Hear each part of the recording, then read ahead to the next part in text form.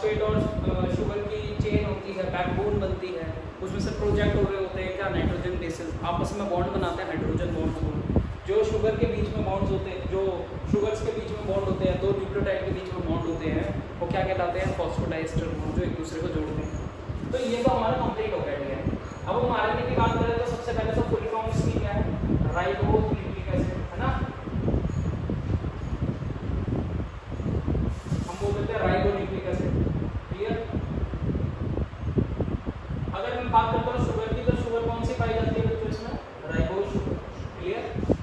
Ribose sugar का structure अगर मैं बनाना चाहूँ तो स्ट्रक्चर कैसे बनेगा, स्ट्रक्चर बनेगा कुछ इस तरीके से, 5 कार्बन बनाने होंगे, 5 कार्बन बना लो, सेकंड पर HOH कर दो और आपके पास ये मिल जाएगा शुगर, कौन सा, पेंटोज शुगर, जो कि किसमें प्रेजेंट है, आरएनए, राइबोज शुगर। क्लियर है ये बात। फिर उसके बाद मैंने कहा बेसिस कौन से होंगे बच्चों, बेसिस होंगे एडेनिन, ठीक है, और गुआनिन, साइटोसिन और थाइमिन, सॉरी थाइमिन की जगह क्या होगा, यूरेसिल। ये बात समझ में आ गई, थाइमिन की जगह कौन होगा, यूरेसिल बेस होगा। ये डिफरेंस है सबसे पहला तो, कि जो आपने वहाँ पढ़ा और ये आपने डीएनए में पढ़ा, तो बेसिक डिफरेंस तो ये है कि इसकी सेकंड पोजीशन पर, ये फर्स्ट पोजीशन है, ये सेकंड है, ये थर्ड है, इसकी फोर्थ पोजीशन, ये फिफ्थ पोजीशन। सेकंड पोजीशन वाले कार्बन पर एक OH प्रेजेंट है और वहाँ पर सिर्फ H प्रेजेंट है। तो ये तो मेन डिफरेंस है। और दूसरी चीज़ अब आ जाता है कि types of mRNA, types of RNA, types of RNA. देखो मेजर जो आरएनए के टाइप्स हैं, मतलब कितने तरीके के आरएनए हमारी बॉडी में पाए जाते हैं, हमारे शरीर में पाए जाते हैं, तो वो 3 हैं। एक तो है मैसेंजर आरएनए, क्या बोलेंगे उसको, मैसेंजर आरएनए। दूसरा है टीआरएनए, टीआरएनए क्या बोलते हैं बच्चों इसको, टीआरएनए।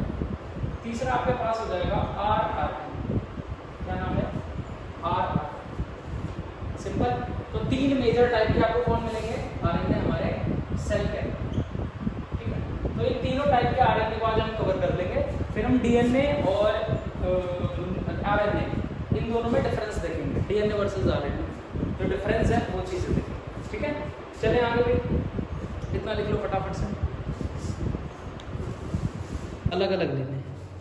अगर मैं इसका स्ट्रक्चर बनाना चाहूँ, स्ट्रक्चर ऑफ आरएनए बनाना चाहूँ,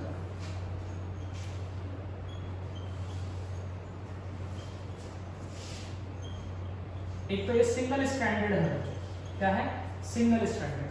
तो मैंने कहा एक न्यूक्लियोटाइड अगर ऐसे है, ये रहा एक न्यूक्लियोटाइड, एक न्यूक्लियोटाइड अगर ऐसे है, ठीक है,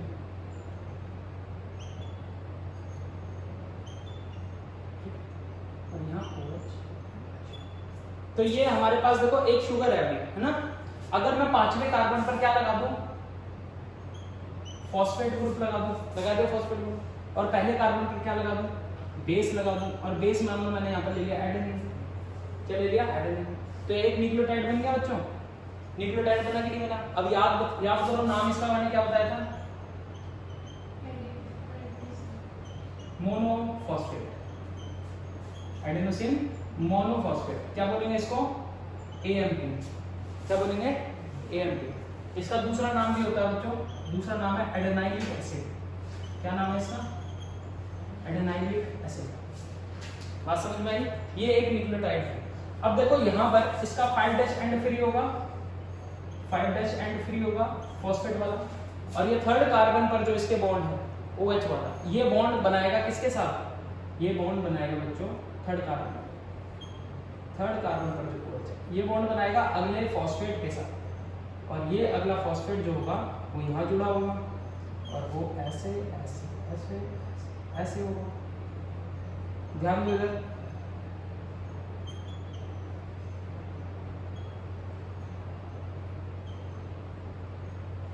देखो सब बात समझ में आई। मैंने कहा यहाँ पर एक और न्यूक्लियोटाइड बनाया मैंने, उसके 5वें कार्बन पर फॉस्फेट ग्रुप इसके थर्ड कार्बन से अटैच हो जाएगा जैसे पहले होता था, और उसके बाद यहाँ पर ये यूरेसिल है, तो मैंने ये बोला कि ये नाइट्रोजीनियस बेस है, और थर्ड कार्बन पर फिर दोबारा से एक फॉस्फेट ग्रुप नीचे चेन बना देगा, तो दोबारा से यहाँ पर क्या हो जाएगा, फॉस्फेट ग्रुप जुड़ेगा, और ये किससे जुड़ा होगा, ऐसे करके देखो सर HOH और HOH, एंड यहाँ पर आपका एक नाइट्रोजीनियस बेस, उसको मैं मान लो गुआनिन ले लूँ तो यहाँ पर H हो जाएगा। देखो सर ऐसे है। अब मैं कहता हूँ कि यहाँ पर अगर देखोगे, यहाँ पर अगर देखोगे तो 3' एंड फ्री आएगा, यानी फ्री OH ग्रुप आएगा, है ना। तो एक एंड तो हो गया 5' एंड, एक एंड हो गया RNA का 5' एंड, और दूसरा एंड क्या हो गया 3' एंड। ये बन गया एक RNA, ठीक है, कोई दिक्कत। ये सिंगल स्ट्रैंडेड है तो इसमें कोई कॉम्प्लीमेंट्री दूसरा स्ट्रैंड नहीं होगा, कोई हाइड्रोजन बॉन्ड दूसरा ये नहीं बनाएगा। इसका मतलब ये सारे के सारे फॉस्फोडाइएस्टर बॉन्ड से जुड़े होंगे न्यूक्लियोटाइड, और ये न्यूक्लियोटाइड आपस में जुड़ के एक पॉलीन्यूक्लियोटाइड चेन बनाएंगे। तो it is made up of single polynucleotide chain, made up of single polynucleotide. Clear है बच्चों? बताओ जरा यहाँ तक बात क्लियर है? अच्छा इस वाले को बताओ क्या बोलूंगा बच्चों, इस मॉलिक्यूल को क्या बोलूंगा, इस मॉलिक्यूल को क्या बोलूंगा बताओ जरा, न्यूक्लियोटाइड को क्या बोलूंगा?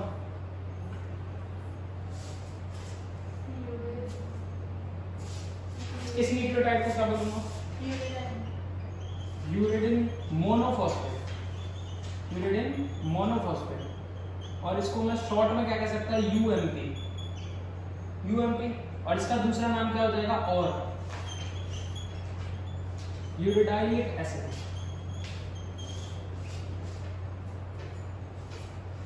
ठीक है बेटा, इसको न्यूक्लियोटाइड को मैं क्या बोलूंगा, गुआनोसिन। याद करो, गुआनोसिन मोनोफॉस्फेट, जिसको शॉर्ट में क्या बोलूंगा, जीएमपी। और जीएमपी का मतलब क्या हुआ, गुआनाइलिक एसिड। बात समझ में आई? आरएनए के केस में हम ये बोल सकते हैं, क्या बोल सकते हैं, ये बोल सकते हैं। आरएनए के केस में इसको हम ये बोल सकते हैं। ऐसा कहीं लिखा जाए तो डरना नहीं है, ये इसी का दूसरा नाम है, कभी पूछ लेते हैं तो डरना नहीं, इसका दूसरा नाम है।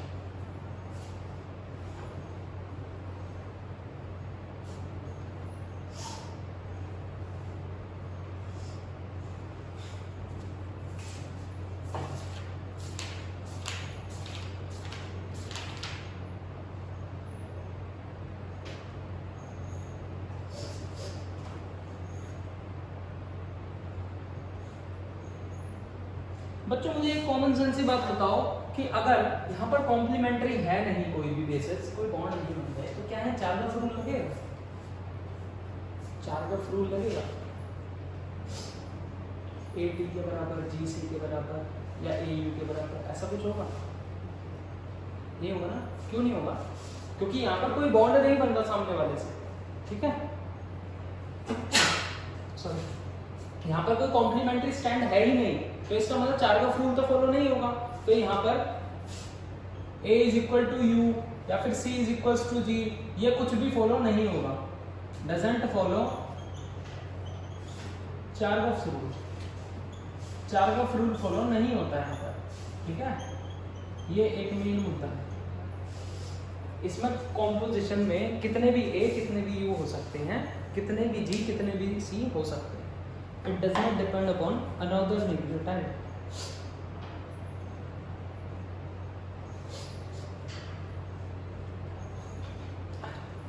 हमारी बॉडी में जितने भी आरएनए हैं, हमारी बॉडी में जितने भी आरएनए, मैंने मेन बताया कौन कौन से, देखो जैसे mRNA, tRNA, और दूसरा बताया मैंने आपको rRNA। इसमें सबसे ज्यादा पाए जाने वाला आरएनए कौन सा होता है बच्चों, ये वाला।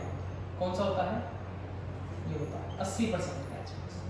और ये वाला आरएनए पाया जाता है 10 to 15%, ठीक है। और ये वाला आरएनए पाया जाता है 5%। और बचा जो 5% या 2-3% कभी वेरी कर जाएगा यहाँ से, जैसे 80-85 हो गया, ये 10-15 हो गया, ये 5 हो गया, तो कुछ 5% बच जाता है। तो उसमें और भी डीएनए आ जाते हैं छोटे मोटे, जैसे स्मॉल न्यूक्लियर आरएनए, ऐसे करके बहुत सारे छोटे मोटे आरएनए भी होते हैं, वो भी इसी पाए जाते हैं। तो मेजर जो है वो ये है, सबसे ज़्यादा पाए जाने वाला राइबोसोमल आरएनए, जो 80% हमारी बॉडी में होता है, 80% हमारी बॉडी के सेल्स में होता है। बताओ इतनी बात समझ में आई स्ट्रक्चर ऑफ आरएनए सबको? चलूँ आगे, बोलते हैं मैसेंजर आरएनए शॉर्ट में एमआरएनए हो गया, लगभग 5% ऑफ टोटल आरएनए, जितना भी आरएनए है उसका टोटल का 5% क्या है मैसेंजर आरएनए। बच्चों ये ऐसा आरएनए है दैट कोड्स फॉर प्रोटीन, ठीक है। और ये आरएनए सिंथेसाइज कहां से होते हैं, हमारी बॉडी में आरएनए बनते कहां से बच्चों, जितने भी आरएनए हैं कहां से बनेंगे, डीएनए से, सिंथेसाइज्ड फ्रॉम डीएनए, ठीक है। और ये करते क्या है, जो भी कोडेड इंफॉर्मेशन है, कोडेड इंफॉर्मेशन फ्रॉम डीएनए, उसको एक आरएनए सीक्वेंस में कन्वर्ट कर देते हैं। जितनी भी इंफॉर्मेशन डीएनए पर है न्यूक्लियोटाइड के सीक्वेंसेस में, उसको एक सिंगल स्ट्रैंडेड आरएनए में कन्वर्ट कर देंगे। तो coded information from DNA converted into single strand of RNA which code for protein, which code for specific protein, किसी स्पेसिफिक प्रोटीन को बनाने में हेल्प करेगी। इसको हम क्या बोलते हैं, इसको हम बोलते हैं एमआरएनए, ठीक है। इस बात को सिंपल वे में ऐसे समझो बच्चों कि जैसे मान लो ये एक डीएनए है, ये एक डीएनए है,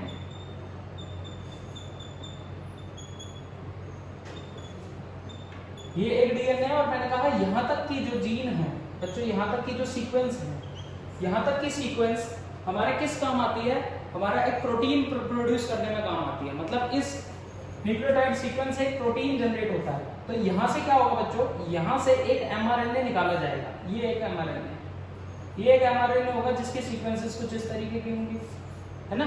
अभी जो एमआरएनए है किसी ना किसी एक सीक्वेंस को फॉलो करेगा। जैसे लेट सपोज यहाँ पर ए है, यहाँ पर टी है, यहाँ पर सी है, यहाँ पर जी है, यहाँ पर सी है, यहाँ पर जी है, यहाँ पर सी है, ऐसे करके एक सीक्वेंस थी। मैंने कहा इस सीक्वेंस से क्या बनेगा, एक पर्टिकुलर प्रोटीन बनेगा फर्दर जाके। ऐसे बनता है जैसे इन तीन से एक अमीनो एसिड, इन तीन से एक अमीनो एसिड, फर्दर ऐसे कर करके अमीनो एसिड जुड़ते हैं और एक प्रोटीन बनाते हैं। तो मैंने कहा यहाँ से इसकी कॉम्प्लीमेंट्री क्या जाएगा, इसका कॉम्प्लीमेंट्री ए का जाएगा बेटा यू, टी का जाएगा बेटा ए, सी का जाएगा जी, जी का जाएगा सी, सी का जी, जी का सी और सी का जी, ऐसे करके कोड हो जाएगा। तो कुछ इस तरीके से डीएनए से क्या बनता है, आरएनए बनता है। लेकिन ये जो मैसेंजर आरएनए बनता है ना, ये कोड करता है सारे के सारे प्रोटीन्स के लिए जो हमारी बॉडी में बनते हैं। तो मैसेंजर आरएनए का काम क्या है, जो डीएनए पर इंफॉर्मेशन है उसको ट्रांसलेशन के थ्रू प्रोटीन बनाने का काम करना, तो बीच में मैसेज पहुंचाने का काम कर रहा है वो, तो मैसेंजर आरएनए कहलाता है। क्लियर है ये बात। देखो मैसेंजर आरएनए में क्या होगा, सिंपल सीक्वेंसेस होंगी। जैसे आपने ये पढ़ा कि ये आरएनए है और इस आरएनए पे ये न्यूक्लियोटाइड हो गया, दूसरा न्यूक्लियोटाइड, तीसरा न्यूक्लियोटाइड, चौथा न्यूक्लियोटाइड, पांचवा न्यूक्लियोटाइड, छठा न्यूक्लियोटाइड। इन न्यूक्लियोटाइड्स पर क्या होंगे, बेसेस होंगे। यहाँ पर एडेनिन हो, यहाँ यूरेसिल हो, यहाँ यूरेसिल हो, यहाँ एडेनिन हो, यहाँ पर साइटोसिन हो, यहाँ पर क्या हो, गुआनिसिन हो, ऐसे करके सीक्वेंसेस होंगे, सिंगल स्ट्रैंड। तो ये मैसेंजर आरएनए। क्लियर है इतनी बात। चले आगे, चले भाई, चलो इतना लिख लो पहले फटाफट से, लिखो इसे, फिर टीआरएनए समझाता हूँ क्या है। दूसरे आरएनए का नाम है टीआरएनए। टीआरएनए को हम बच्चों बोलते हैं एडेप्टर मॉलिक्यूल। क्या बोलते हैं, एडेप्टर मॉलिक्यूल, ठीक है। दूसरा हम इसको नाम देते हैं सोल्यूबल आरएनए, तो इसको शॉर्ट में बोल देते हैं एसआरएनए, ठीक है, इसको हम ऐसे भी बोल देते हैं। अब देखो इसमें एक खासियत है, खासियत ये है कि ये करीबन 78 से 95 न्यूक्लियोटाइड सीक्वेंस से बना, ठीक है।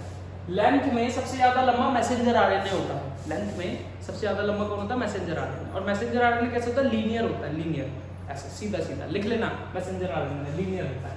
अब मैंने कहा ये 78 से 95 न्यूक्लियोटाइड की सीक्वेंस से बना आरएनए है, लेकिन इसकी शेप जो है ना वो बहुत ही अनोखी सी शेप, वो शेप देखो ऐसे दिखाई देगी आपको।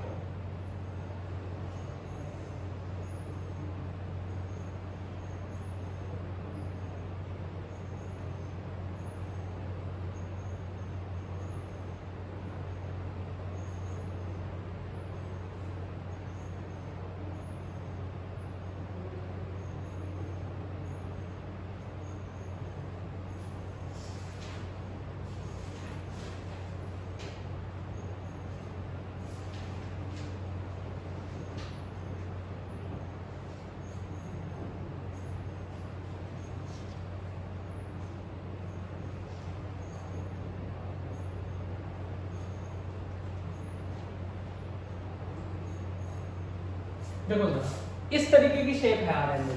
आरएनए की शेप कैसी है? ऐसी। इस शेप को हम कहते हैं इन्वर्टेड एल टाइप। इसको हम बोलते हैं इन्वर्टेड एल टाइप शेप। ठीक है बच्चों, जब इसका 3D स्ट्रक्चर देखोगे तो आपको ऐसे कुछ मिलेगा,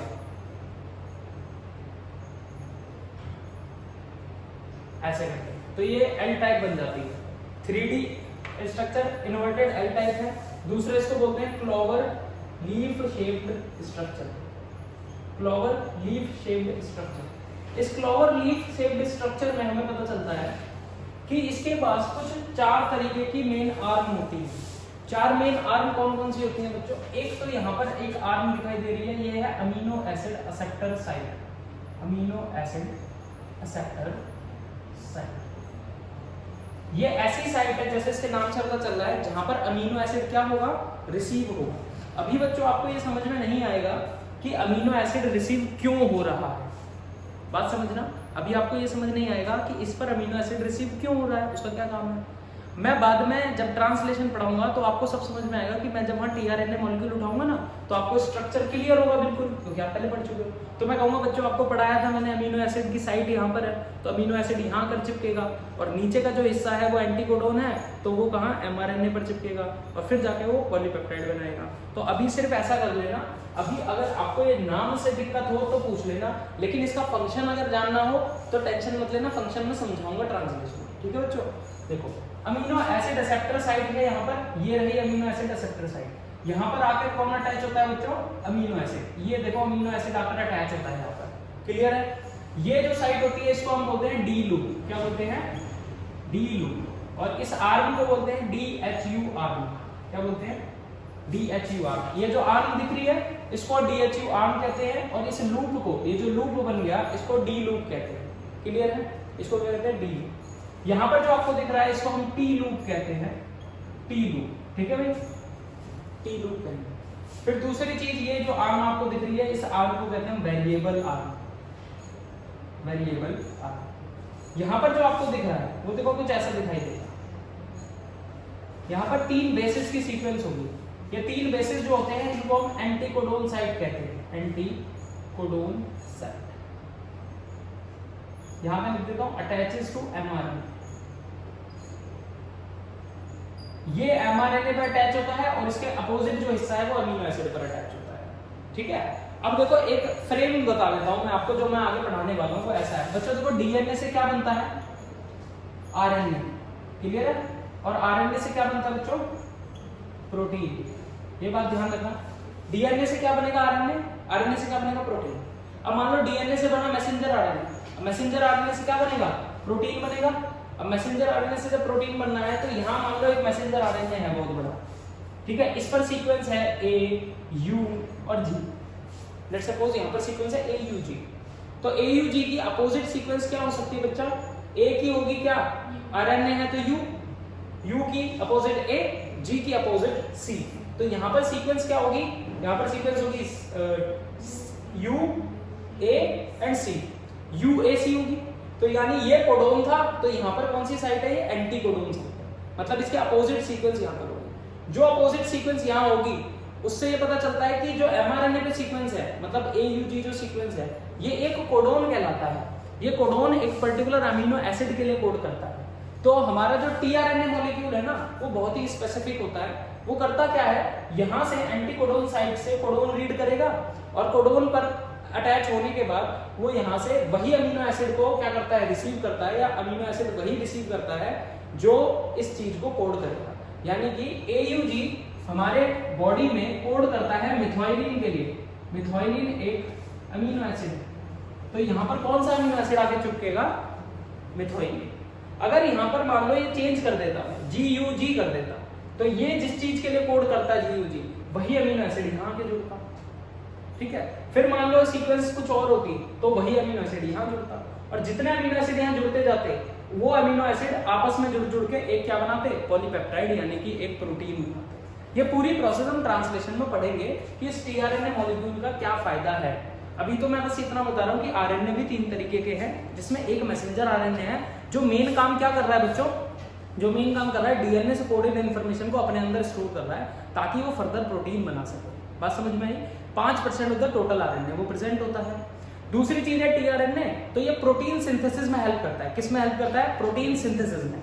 अब इसका काम कैसे करता है, कैसे ऑपरेट होता है, सारा काम हम ट्रांसलेशन में पढ़ेंगे। टीआरएनए मॉलिक्यूल दिखता कैसा है? क्लोवर लीफ शेप्ड स्ट्रक्चर होता है, इन्वर्टेड एल टाइप होता है, 4 लूप है, T loop, D loop, anticodon loop और एमिनो एसिड एक्सेप्टर साइट। यहाँ पर आपको रिपीटिशन मिलेगी CCA की, साइटोसिन, साइटोसिन और एडेनोसिन, ठीक है, यहाँ पर ग्वानिन की।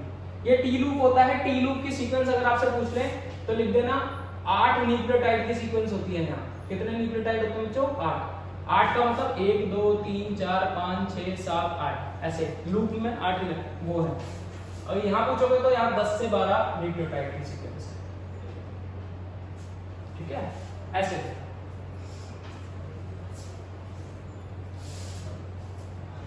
चलो बच्चों आगे। और टोटल कितने हैं? 78 से 75। मतलब ऐसे अगर मैं जाऊं तो कितने न्यूक्लियोटाइड्स होंगे? 78 से 75 के आसपास न्यूक्लियोटाइड होंगे।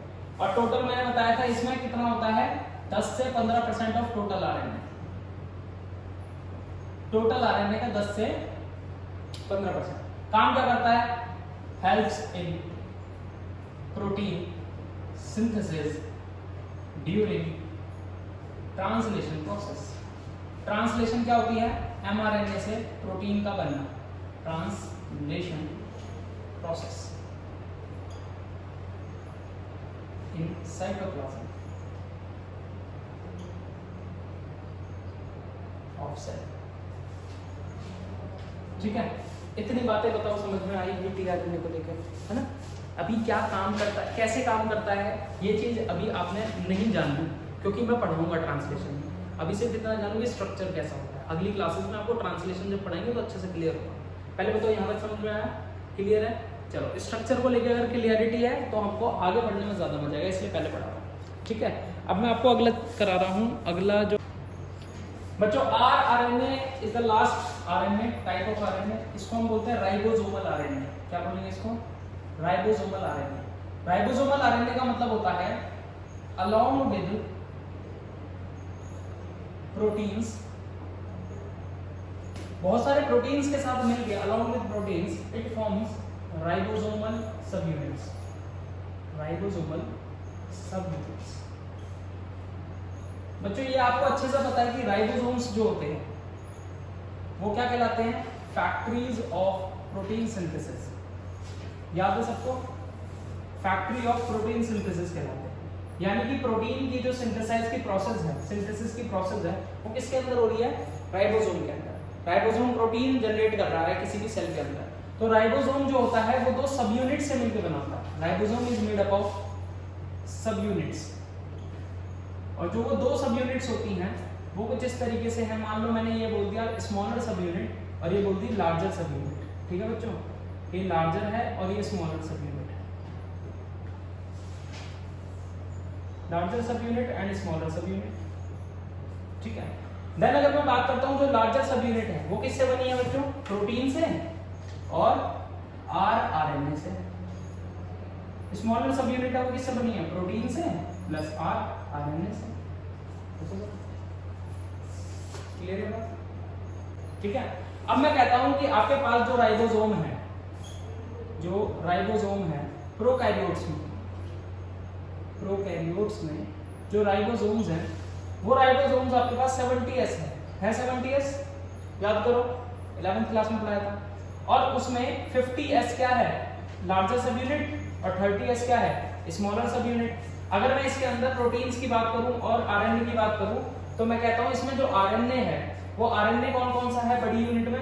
28S, 5.8S और 5S आरएनए, ठीक है।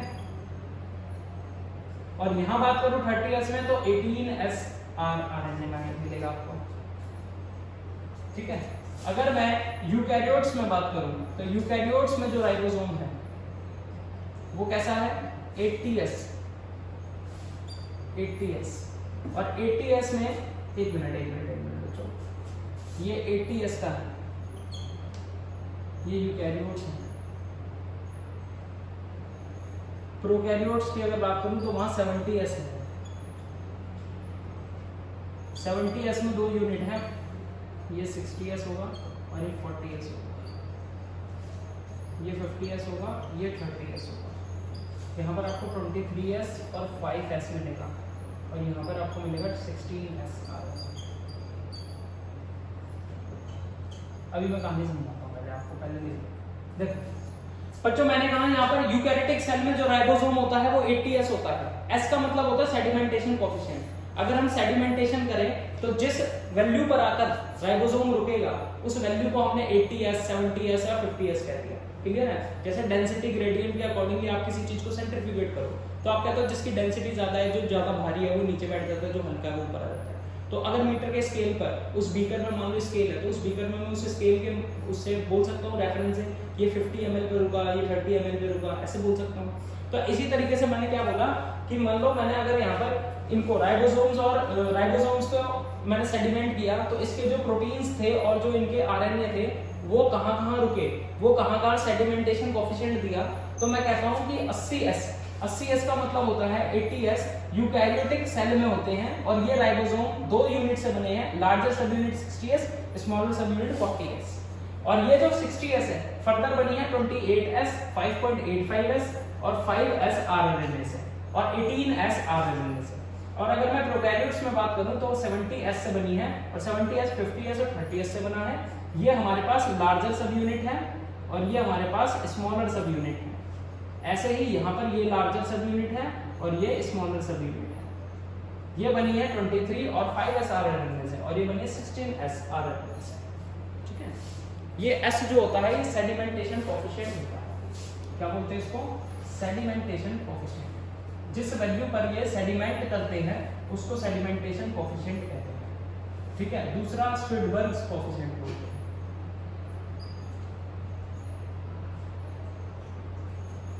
अब इस बात को ऐसे समझो, मान लो मैंने राइबोसोम लिया और यहाँ पर मैंने मार्किंग कर रखी है, मान लो 100s, 90s, 80s, 70s। मैंने राइबोसोम लिए और सेंट्रीफ्यूगेट कर दिए। उसके बाद स्मॉलर सब यूनिट मान लो एक 30s पर आकर रुक गई और एक लार्जर सब यूनिट जो है वो मेरी 50s पर आकर रुक गई। तो मैंने कहा कि लार्जर सब यूनिट 50s थी और स्मॉलर सब यूनिट 30s थी। और मैंने पूरा प्रोकैरियोटिक सेल देखा तो उसमें जो राइबोसोम था वो अगर मैं देखता हूँ तो पूरा का पूरा राइबोसोम कहाँ के रुकता है? 70s पे आके रुकता है। तो इसका मतलब जो 70s है वो लार्जर सब यूनिट 50s और स्मॉलर सब यूनिट 30s से मिलकर बना है। सिंपल सी बात है। उसमें जो आरएनए की मात्रा है वो मैंने लिख दी है कि कैसे कैसे वो ऐसे। ठीक है? ये तो आप खुद ही बता दोगे। मैं डीएनए वर्सेस आरएनए बोलता हूँ तो ये आप खुद ही बता दोगे। सबसे पहले तो इसकी फुल फॉर्म लिख दोगे, उसी से पता चल जाएगा। ये क्या है? Deoxy ribonucleic acid. ठीक है? और ये क्या है? Ribonucleic acid. इसमें शुगर का कौन सा नाम है? Deoxy ribose sugar. ठीक है? और यहाँ पर शुगर कौन सी है बच्चों? Ribose sugar. अगर मैं यहाँ बात करूं तो ये डबल स्ट्रैंडेड है। ये कैसा है? सिंगल स्ट्रैंडेड है। डबल स्ट्रैंडेड होते हुए ये कैसा हो जाएगा? स्टेबल हो जाएगा एंड अनरिएक्टिव हो जाएगा। और ये कैसा हो जाएगा? Unstable and reactive. मैं कहता हूं only found in nucleus, only found in nucleus in case of eukaryotics. Eukaryotic के केस में मैं कहता हूं सारा का सारा डीएनए कहां पर होगा बच्चों? यूकैरियोटिक सेल में सारा का सारा डीएनए, जेनेटिक मटेरियल वाला डीएनए न्यूक्लियस में होगा। बाकी माइटोकॉन्ड्रिया में भी एक डीएनए होता है उसका खुद का, क्लोरोप्लास्ट में भी खुद का डीएनए होता है। फिर मैं कहता हूं यहां पर अगर देखोगे तो आरएनए कहां का मिलता है? न्यूक्लियस में भी मिलता है और कहां मिलता है बच्चों? साइटोप्लाज्म में भी मिलता है। साइटोप्लाज्म में भी मिलेगा। क्लियर? साइटोप्लाज्म में भी मिलेगा। फिर मैं कहता हूं कि यहाँ पर डीएनए जो है कोडेड इंफॉर्मेशन बियर करता है, coded information to form RNA. ठीक है? To form RNA by transcription. एक प्रोसेस का नाम है ट्रांसक्रिप्शन, जहां से डीएनए से क्या बनता है? एमआरएनए बनता है। लेकिन यहां पर अगर मैं बात करूं coded information to form protein by translation. ठीक है, most of the organisms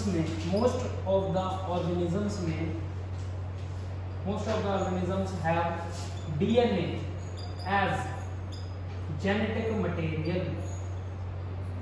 most of the DNA में क्या है, मोस्ट ऑफ द ऑर्गेनिज्म में क्या है, DNA genetic material. RNA is genetic material in case of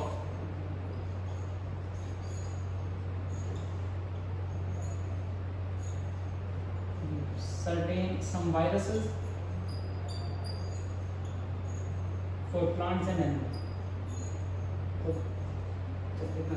कुछ वायरसेस में आरएनए क्या है, genetic material.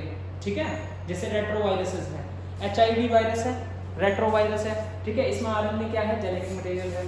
Tobacco mosaic virus है, उसमें आरएनए जेनेटिक मटेरियल है. दूसरे बेसिक डिफरेंस तो आपने कर ही रखे हैं कि यहाँ पर मैं बेसिस की बात करूँ तो एडेनिन, गुआनिन, साइटोसिन और थाइमिन है. और यहाँ पर कौन है, adenine, guanine, cytosine and uracil. ये बात समझ में आ गई. यहाँ पर प्योरीन और पिरिमिडीन की मात्रा इक्वल होती है. प्योरीन एंड पिरिमिडीन की अमाउंट क्या होगी, इक्वल होगी. चार्गफ रूल को फॉलो करेगा. क्लियर. लेकिन यहाँ पर ऐसा नहीं होगा. यहाँ पर जरूरी नहीं है कि प्योरीन जो हो वो पिरिमिडीन के इक्वल हो भी सकती है, नहीं भी हो सकती है. ठीक है, और यहाँ पर मैं कहूँगा चार्गफ रूल फॉलो नहीं होता. ये बात तो हम पहले कर चुके हैं, does not follow Chargaff rule. ठीक है, कॉम्प्लीमेंट्री बेस पेयर नहीं होते. सिंपल बात खत्म. DNA versus RNA.